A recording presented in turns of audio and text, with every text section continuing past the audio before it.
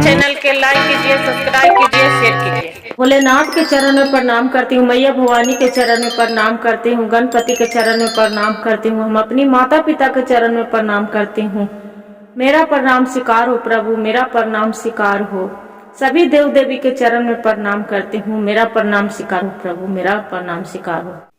एक किसी गांव में बूढ़ा रहल कर रहल। जब बूढ़ा रहलन तो बूढ़ा बेचारा बहुत गरीब हल। बूढ़ा गरीब हल, ओकरा 3 गो बेटा हल। बूढ़ा के पालन पोषण बूढ़ा कर रहलन हल। का जब बूढ़ा पालन पोषण कर रहलन हल, बूढ़ा के बुढ़ापा के बीतने से बूढ़ा के कुछ दिन के बाद मृत्यु हो जाते हैं। बेटा बोलते हैं कि भैया, न तो भाई जो है तीनों बोलते हैं कि बड़ा छोटा वाला भाई कि भैया मेरे पास में तो धन नहीं है, न संपत्ति है, नहीं गहना है, न जेवर है, न सोना है, न चांदी है। जे क्या करेंगे, घर पर तो कुछ है नहीं। तीनों भाई कुमारा हैं। से चलिए ना कहूँ जाके हमने बाहर चले जाते हैं, बाहर जाके कमाएंगे खाएंगे, अब घर में बैठ के क्या करेंगे। तीनों भाई सलाह करके घर से चल दिला। जो चल दिला गुरु बहन, तो वो बाद में देखा दीदी रास्ता बहुत लंबा है। पहले के जमाने में पैदल चलना है। चलते चलते चलते चलते 30 दिन बीत गया। चलते चलते रास्ता बहुत जंगल। देख रहे हैं कि ना कहीं पेड़ है, ना पौधा है, ना कुछ है। अब धीरे धीरे धीरे धीरे रास्ता के खाना भी जो लेके गया था, 30 दिन के खाना जो रास्ते में खत्म हो गया। अब जो रास्ते के खत्म हो गया, बड़ा वाला भाई बोलता है कि बाबू मेरा देखना भाई, रास्ता के तो खाना खत्म हो गया। हमनी के लंबा रास्ता चल रहे हैं, चलते चलते म्याज तो थक गया है। बाकी यहाँ पर ही न किस घनु घर है, न द्वार है, न पेड़ है, न पौधा है। उतना में मंझला वाला भाई बोलते हैं कि भैया देखिए न, आगे पीछे देखिए, पीछे से पीछे देखिए तो एक गांव दिख रहा है। जे घर दिखा रहा है, पेड़ पौधा दिखा रहा है। वहां पीछे ताकते हैं तो छोटा वाला भाई बोलते हैं कि भैया से और देखिए, आगे देखिए, वहां पर ही लग रहा है कि एक कोई घोड़ा सवार है, घोड़ा पर सवार होके आदमी भी जा रहा है। ताक रहे हैं, बोलते हैं कि हाँ बाबू लग तो रहा है, चलिए उसी को पीछे चलते हैं। जो पीछे पीछे जाने लगते हैं, घर द्वार दिख जाता है। तब प्यास के मारे तड़पते रहते हैं। जो तड़पते रहते हैं, वहां पर एक बुढ़िया माई रहते हैं। बुढ़िया माई बोलते हैं कि बेटा कहाँ जा रहे हैं। तो क्या करे माँ, मैं तो जंगल में कन्हू निकले थे बाहर कमाने खाने के लिए। यहाँ तो कुछ नहीं दिख रहा है, न गांव, न गिराय, न बर, न बाजार, कोई शहर, कुछ भी नहीं दिख रहा है। अब बहुत कैस के प्यास के मारे जान तड़प रहा है। बुढ़िया माता क्या करते हैं कि एगो कमंडल में पानी रखे रहते हैं। बोलते हैं कि लो बेटा पानी तू पी लो, अब पानी पी के अब तू यहाँ से तीनों बिंदास चली जाओ, और जो भी तू चाहेगा जरूर मनोकामना तो भगवान जरूर पूरा करेंगे। इतना आशीर्वाद दे के बुढ़िया माता पानी पिला के ओखनी चला देते। जो चले लगते हैं आगे, तो फिर कोने से रास्ते थोड़ी दूर जाते हैं तो देखते हैं कि घोड़सवार एगो घोड़े पर आगे मुहे जा रहे हैं।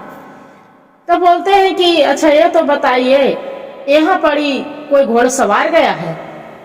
तो कि नहीं, हम नहीं देखे हैं, बाकी मेरे ही घोड़ा आगे कन्हू भागा है। बड़ा वाला भाई देखते हैं आगे निरा के, तो बोलते हैं कि बाबू छोटा वाला भाई के कि देख भाई से लग रहा है यही रास्ता से घोड़ा गया है। जे देखो घोड़ा के खुड़ कबरा है।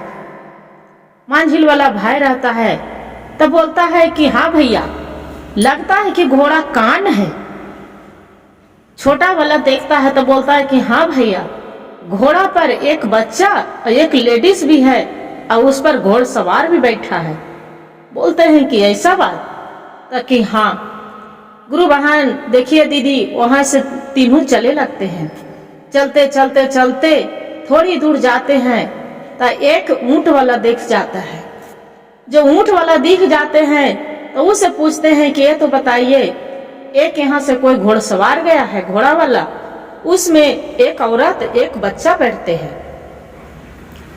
ऊंट वाला बोलते हैं कि ये जाके राजा के तीनों के क्या करते हैं गुरु महान, कि बोलता है कि ऊंट जो घोड़ा सवार था ये बच्चा बीवी तो हमर था, तो इसका कैसे मालूम कि रास्ता से घोड़ा गया है, उस पर एक लेडीज का बच्चा बैठा था। क्या करता है ऊंट वाला कि राजा के पास लेके चला जाता है। जो राजा के पास लेके चला जाता है तो वहां जाके राजा साहब से बोलते हैं कि राजा साहब देखिए ये तीनहुन है कि चोर कि मेरा बीवी और बच्चा को और मेरा घोड़ा लेके चुरा के कन्हू कर दिया है, पता नहीं कहाँ बेच दिया है कि कहूँ मार दिया है, बाकी ये खनिया तीनों के पकड़ के लेके आए हैं। बोलते हैं कि ऐसा बात, तो बोलते हैं कि हाँ। ये तीनों भाई बोलते हैं कि देखिए राजा साहब हम गरीब जरूर है, बाकी हम चोर नहीं हैं। बोलते हैं राजा साहब कि हम कैसे मान ले कि तू गरीब है चोर नहीं है, जो क्या साबुत करना चाहता है बताओ। बोलते हैं कि राजा साहब आप जो कहिए जो हम साबुत कर देंगे।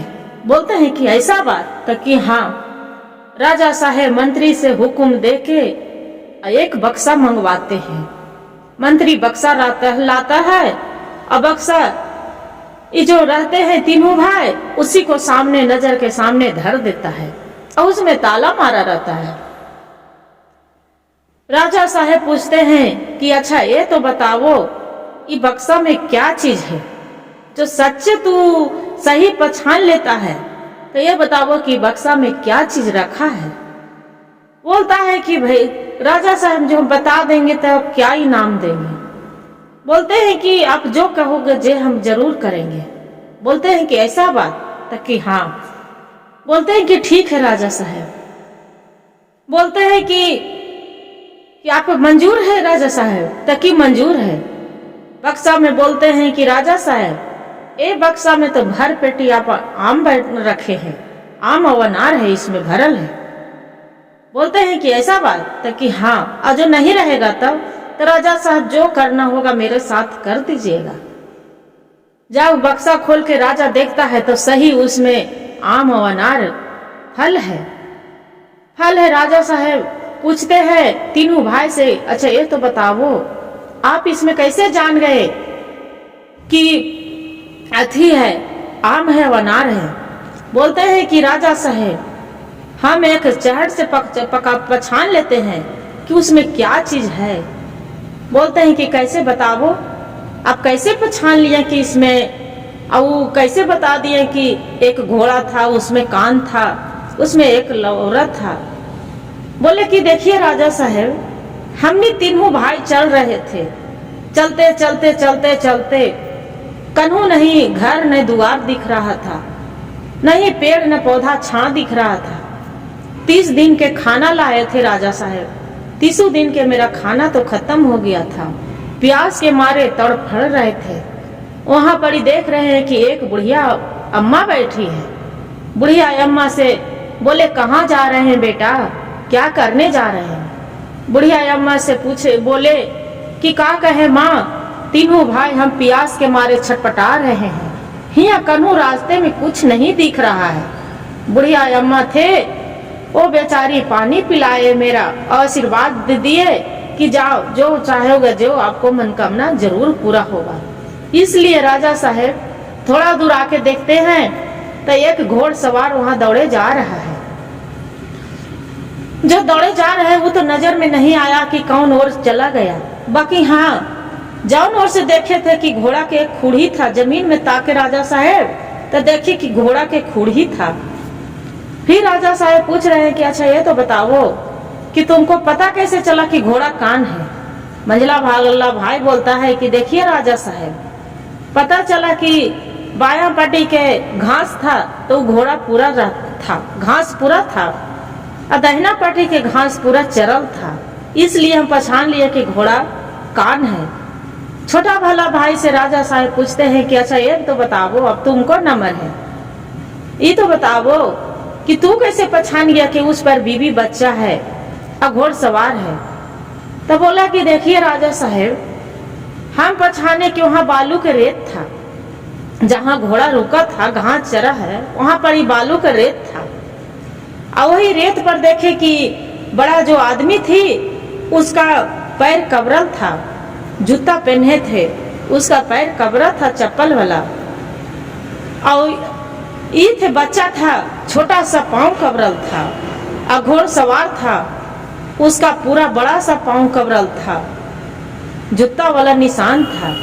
इसलिए हम पहचान आ गए राजा साहब। बोलते हैं कि हाँ ये तो सही जवाब दिया।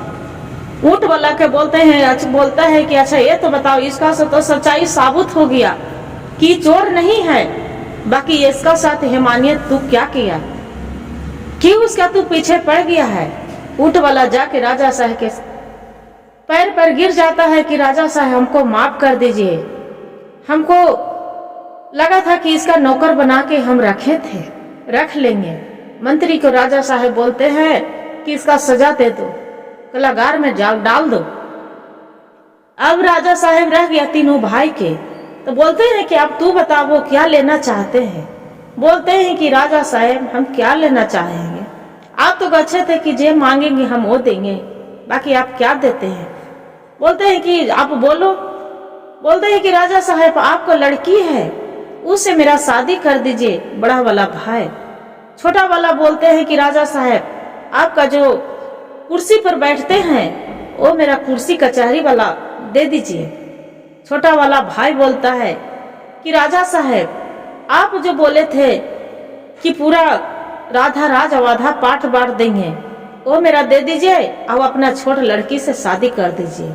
देखिए गुरु बहन, भोलेनाथ माता के कृपा कि कैसन उनको चमत्कार हुआ, भवानी माँ के आशीर्वाद, भोलेनाथ के आशीर्वाद था और दुर्गा माँ के। इसलिए वो तीनों व्यापारी के एक गरीब से और कैसे अमीर बन गए। गुरु भाई गुरु बहन, एक कहानी के पूरा सुनिएगा, अधूरी मत सुनिएगा, और पूरा कहानी सुनिएगा तबे आपको रहस्य जानिएगा, न तो नहीं जानिएगा। हर हर महादेव। अब वीडियो अच्छा लगे तो लाइक और सब्सक्राइब शेयर जरूर करिएगा। हर हर महादेव कमेंट में जरूर लिखिएगा।